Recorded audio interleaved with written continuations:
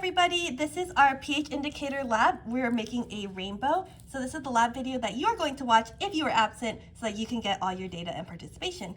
The front page is just a rubric, so I'm gonna fill that out. You don't have to do anything for that, but just make sure you have your name, date, and period, and then let's flip to the next page. So here's the overview. In chemistry, pH is a measure of the acidity or basicity of an aqueous solution. The concentration or amount of hydrogen ions present in a solution determines whether the solution is acidic or basic. Acidic solutions have more H+, and basic or alkaline solutions have fewer H+. So the question that we're going to learn today is, what is the relationship of acids and bases in nature? And we're going to also learn, can the pH of a solution be altered? Here's all the materials that you're going to be using. In this lab, we're going to be using citric acid as our acid, and we're going to use sodium hydroxide as our base. So as we're adding acid and base, that is what we're going to be adding. And then obviously we have to have safety precautions, but you're watching this on a video, so it doesn't really matter for you. But I will be wearing my lab goggles. So first, answer the pre-lab questions. What pH values are in the acidic range and the basic range? So you're going to give me a number. So 0, 1, 2, 3, 4, 5, 6, 7, 8, 9, 10, all the way up until 14. Which ones are acidic, which ones are basic? And then you can also use your notes to find 3 properties each for acids and 3 properties for bases. So here is our procedure. We're going to be making a rainbow of colors in 7 different cups. So the first thing we need to do is obtain this 2-page template, and we're going to have 7 cups. So we're going to put all the cups on the lab station. Then we're going to use the large beaker for tap water. We're going to fill it half full, and then we're going to add about 15 milliliters of tap water to each of the plastic cups. Let's do that right now.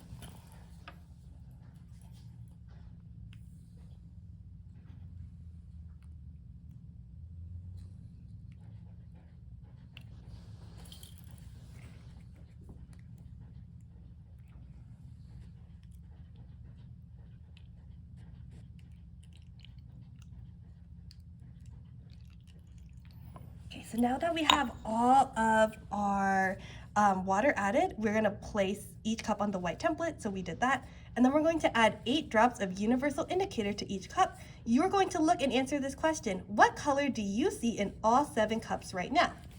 So let's take our indicator, and I'm going to add 8 drops into each cup.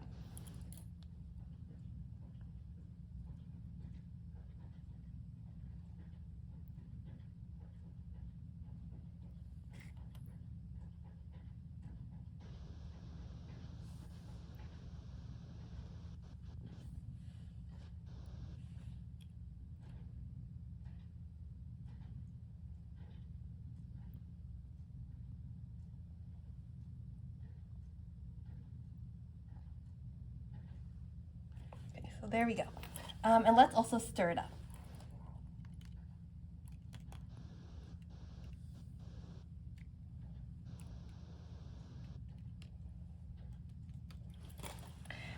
Okay, so go ahead and answer this question. What color is it right now? You can pause the video if you need to see. The next step says cup 5 will not get any additional substances added. So we're just going to leave cup 5 alone. This one is going to stay this color. And we're not adding anything else to this cup. So now we're going to add some acid and base to each of the cups, and we're going to try to make a rainbow. So first I need to get a paper towel, and I'll be right back.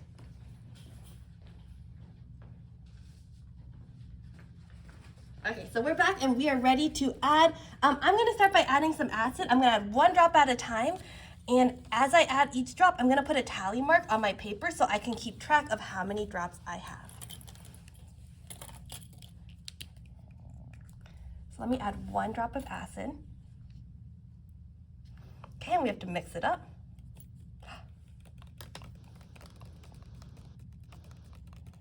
Okay, so far we got this yellow color. So let's put 1 tally over there, and let's add a 2nd drop because I kind of want it to be red because it's at the beginning. Okay, let's stir, stir, stir. Oh, that looks like a pretty red color. So let's go ahead and add 2 tallies. We added 2 tallies of acid. I didn't have to add any base to this one. Let's go ahead and do cup number 2. Okay, we add 1 drop. Okay, and it started turning an orange color. Actually, that looks pretty good. So that one we only had 1 tally. Let's try cup number 3 now. have 1 drop. This one is red, but we want it to be a rainbow, so we are going to have to add something else. So let's try adding 1 drop of base and see what happens.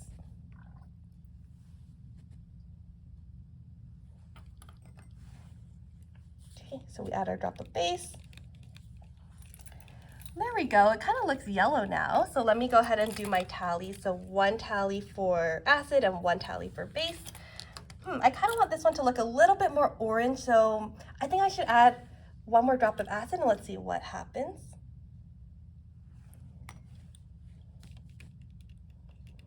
Okay, oh no, now it's too red, right? So now we have to add more base and we're going to kind of go back and forth until we get the color that we want. So let me add another drop of base. And you can kind of see this is a very experimental process. You just kind of add 1 of each until you get the color you want. So this one, it still kind of looks like the first cup, so let's try 1 more drop of base.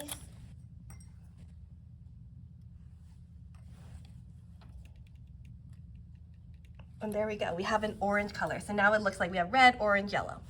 And now let's do our next color, which is our teal. So for our teal, let's add 1 drop of acid just to get our initial color. Okay, so we're starting off with red again. Oh wait, my bad, I forgot to add the drop of base that I added. So I think I had 1 drop of base over here. You can double check my work because I forgot. That was not very good lab practice, but this is why normally we have 4 people doing this lab. So it's going to be red right now, so let's add some base to let's make it a little bit darker. We have 1 drop. And that made it yellow, but I don't want it to be yellow, I want it to be a little bit green, so let me add a 2nd drop.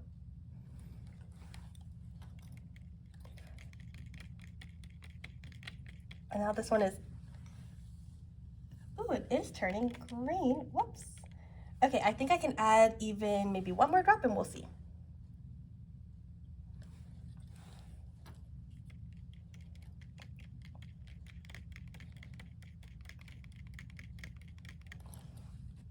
Okay, so it's a little too dark, so we're going to go back and forth and we're going to add another drop of acid. Oh wait, or we can wait and we can see. Okay, it did turn lighter, so I think we're just gonna leave it at that and we're gonna keep going. Cup 5, we're not gonna add anything to cup 5, so let's move on to cup 6. For cup 6, because I want it to be a little darker, I'm gonna start by adding just 1 drop of base and seeing what happens.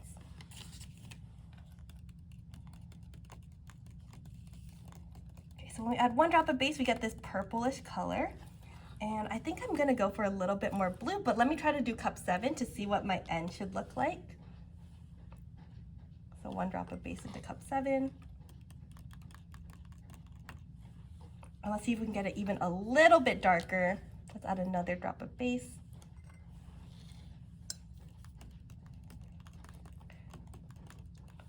Oh, and that actually looks pretty different. So we actually had 1 drop of base for the blue and then 2 drops of base for the purple.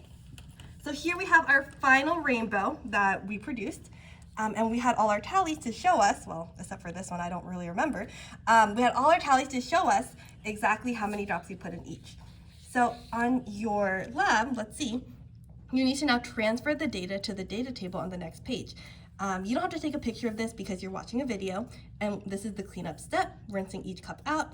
And also remember to do number 14, you need to identify the following for this experiment. What is the control? So what did you keep the same for every cup? And what is the variables? What did you change for every cup to make a different color? So let's go to the data table, and I'll show you how to fill this in.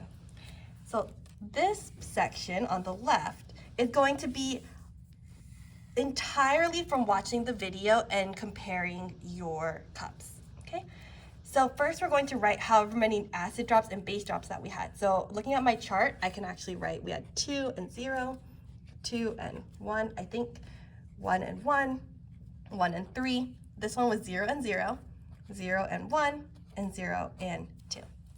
Okay, and we can write down all the colors. So for cup 1, can you write down what color that looks like to you in here? So let's say I think it's a pink, I'm gonna write pink. Okay, for cup 2, you're gonna write the color.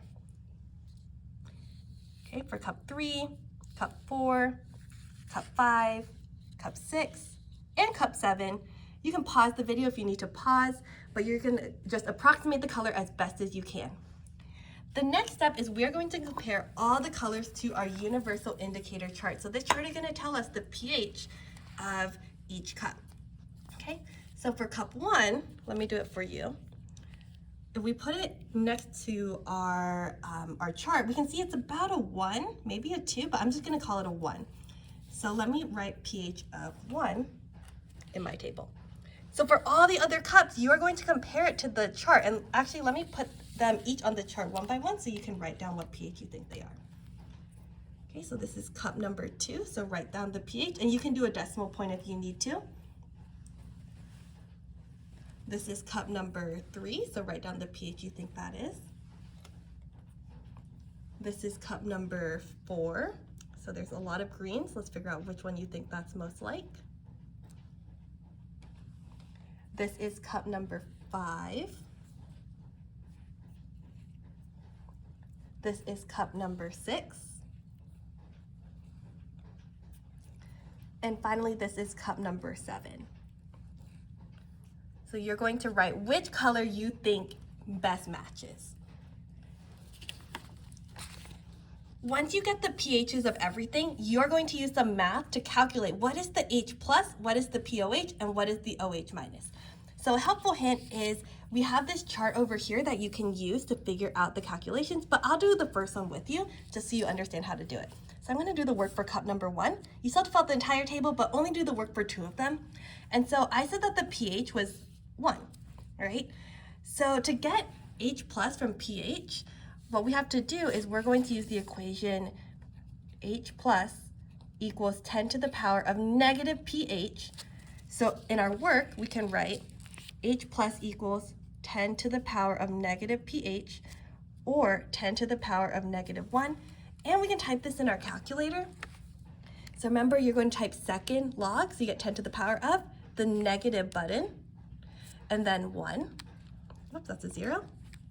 And then you get 0.1. So let's go ahead and write 0.1, or you can use scientific notation and write 1.0 times 10 to the -1.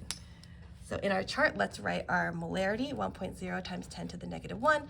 And don't forget your units. All of these, every single one should have an M in the whole entire row because these are concentrations. Okay, how do you get POH? Well, POH and pH add up to 14, right? So POH is going to be 14 minus pH, or 14 minus 1, which is equal to 13. So the POH is going to be 13. And then finally for OH, we can actually use the equation OH equals 10 to the power of negative POH. And so let's do it over here. 10 to the power of negative POH equals 10 to the power of -13. We can type this on our calculator if you want. Second log, and then -13. And then we get 1 times 10 to the power of -13. So let's write it like that. 1.0 times 10 to the power of -13 m. I should write m here too. Okay, and then let me write it in my chart. 1.0 times 10 to the -13 m. Okay, and then last but not least, you need to tell me if it's acidic, basic, or neutral. How do you do that? Well, you can look at the pH, and if the pH is less than 7, it'll be acidic. If it's more than 7, it'll be basic, and if it's exactly 7, it'll be neutral. So 1 is definitely less than 7, so I'm gonna label this acidic. Okay, so your job is to use the pH that you found of all the other cups, and you have to do all the other calculations. After you do this, you're gonna flip it over to the last page and you get to read the explain portion about this lab, and then you get to answer all of our evaluate questions. You can skip number 7, which is just taking a picture, but you can do numbers 1 through 6 all on your own. Pay attention to the number of sentences you have to use, and good luck. Have fun.